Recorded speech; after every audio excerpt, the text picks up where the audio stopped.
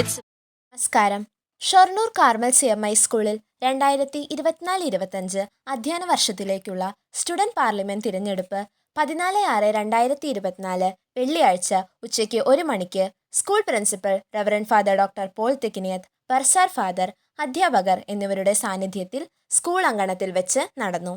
14ഓളം പോസ്റ്റുകളിലേക്കായി 45ഓളം വിദ്യാർത്ഥികൾ മാറ്റുരച്ചു.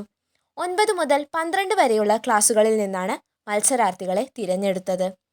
ഒരു ക്ലാസ്സിൽ നിന്ന് 2 പേർ വെച്ച് 1 മുതൽ 12 വരെയുള്ള ക്ലാസുകളിലെ വിദ്യാർത്ഥികളാണ് വോട്ട് രേഖപ്പെടുത്തിയത്. ഓരോ മത്സരാർത്ഥിയും അവരവരുടെ തിരഞ്ഞെടുപ്പ് വാഗ്ദാനങ്ങൾ വിദ്യാർത്ഥികളുമായി പങ്കുവച്ചു. 3 ബൂത്തുകളാണ് ഉണ്ടായിരുന്നത്.